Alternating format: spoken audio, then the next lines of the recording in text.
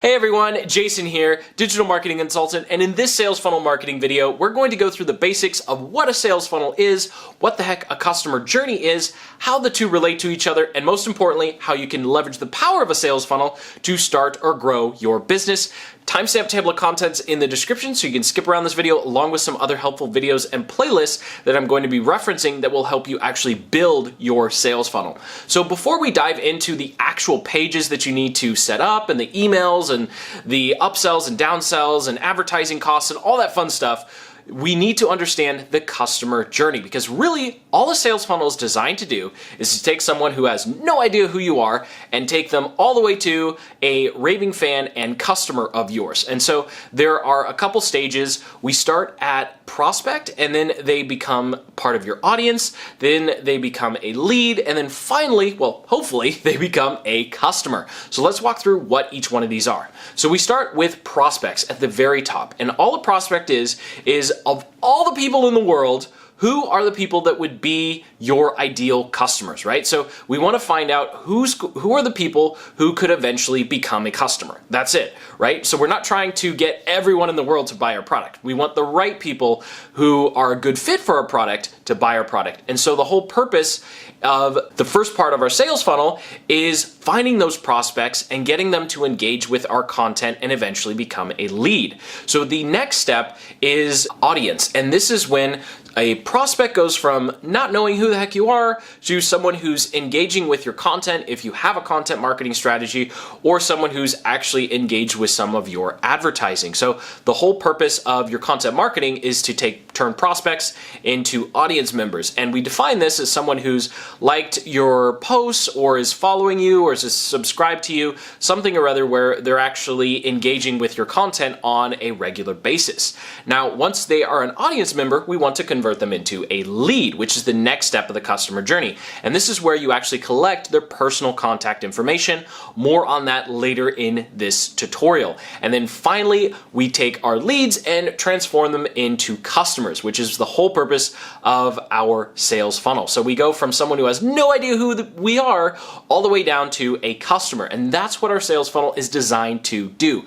So here's a diagram of what the entire sales funnel looks like. I know there's a lot here. We're going to go step by step through each one. And we can break our sales funnel down into three main components: the front end, the core, and the back end. So we'll start with the front end, or the lead generation portion. This can also sometimes be called a lead generation funnel. And the whole purpose of the front end of your funnel is to take someone from a prospect to an audience member to a lead. So you're trying to accomplish three things on the front end. So we start with the prospect. And here, what you want to do is you want to come up with an ideal profile of who your ideal customer looks like. So link in the description to a full video on how to put this together. These are just the questions that you'll want to go through. You'll essentially want to figure out what content they're already engaging with. You want to get a sense of their demographics, and then you want to also get a sense of the problems that they're having that you can solve, and how you can connect your product or service to the problems that they're having so they can see the value in eventually purchasing your product and service. So even in the front end, we're already thinking about our end product or service that we're going to be selling to our audience members and prospects. Now, the next step here is deciding which platform you're going to create content for, or you're going to advertise on. So you don't have to have a content marketing strategy in order for your sales funnel to work. I just highly recommend you choose one or two platforms where you really focus on creating content in addition to running traffic. So links in the description, of course, to some other videos that will help you figure out which traffic source is the best for you, along with how to develop a content or advertising plan for whichever platform you choose. Now, all of this content and advertising drives to something called a landing page. And your landing page is where you're going to collect their contact information in exchange for something called a lead magnet, or opt-in offer, or opt-in gift. So let's not talk about the gift yet. We'll get to that in 30 seconds. We're going to focus here on the landing page. And all the landing page is designed to do is to offer your lead magnet or opt-in offer and collect the contact information that you need. Now, in a general rule of thumb, you need at least their phone number or email so you can either give them a call or follow up with them via email. I'm going to assume moving forward that you're going to be collecting email, but you can also collect other information as well. Just as a good rule of thumb, the more information you ask for, the less people who are going to fill out your form. Now, the reason the landing page works is because you're offering something called a lead magnet, and this is something of value that you're going to give to your audience members and prospects to transform them into a lead in exchange for their contact information.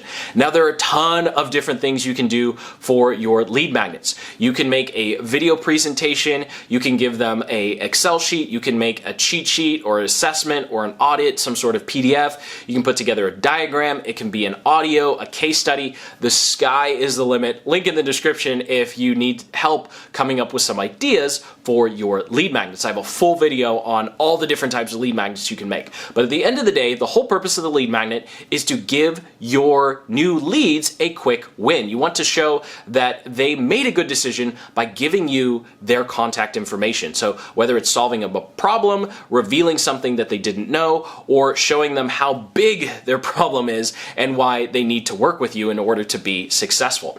And that's all the front end of your funnel is designed to do. It's designed to take someone from, I don't know who you are, to, oh, I've given you my contact information and I got some value in exchange.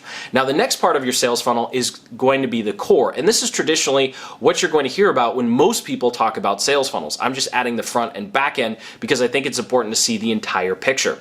So the core of your sales funnel actually starts at the end of the front end of our sales funnel. So here we're looking at our landing page, our lead magnet, which we've already covered, and then we have our emails, our sales presentation or sales message, then we have our shopping cart, and then ultimately we have our product or service. So we've already talked about the first two, and now it's time to talk about the emails. So what the emails do is they do three different things. They build rapport with your new leads, they build the value of the lead magnet, and they drive traffic to your sales message, which is the next part. So the sales message is what's doing the heavy lifting of trying to actually sell your product or service. So what's really important with sales funnel marketing is that up until this point, everything we've done is marketing. It's delivering content, it's building rapport, creating value, and here in the sales message is the first time you actually start to try and sell something. So it's really important that the sales process doesn't start until right here. So you're trying to get people to that 1 yard line,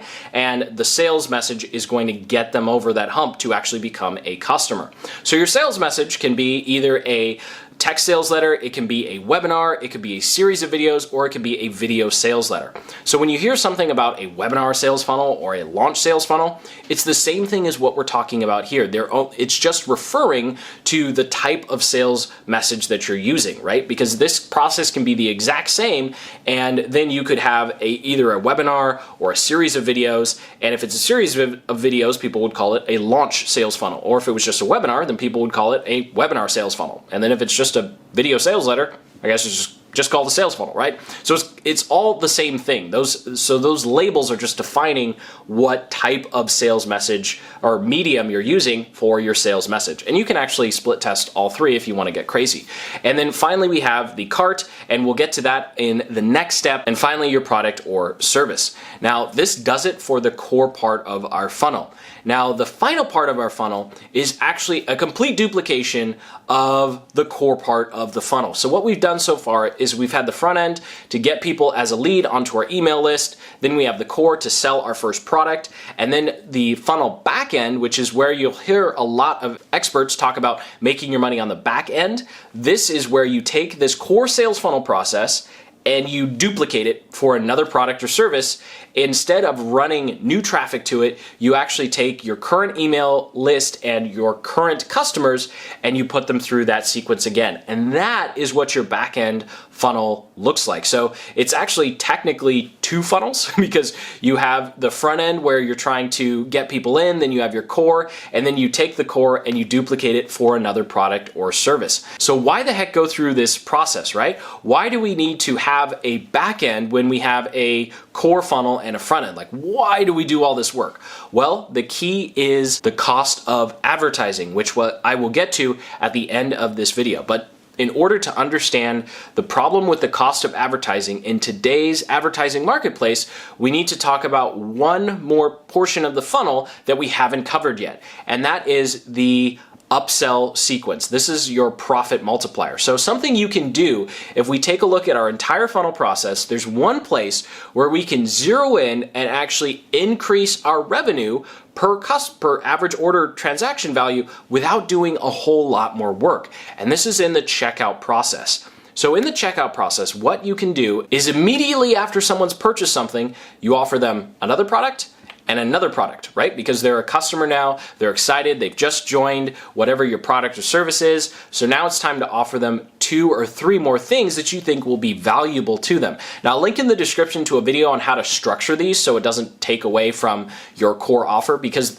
this definitely can wind up hurting your brand and customers. But let's just assume that you're doing it the right way and you add 2 new offers right after you sell your product or service. So here's how the math would wind up working out. Let's say we're selling a $25 information product. Well, every customer we have, if they just bought that one product, our average order size would be $25 because we're only selling one thing.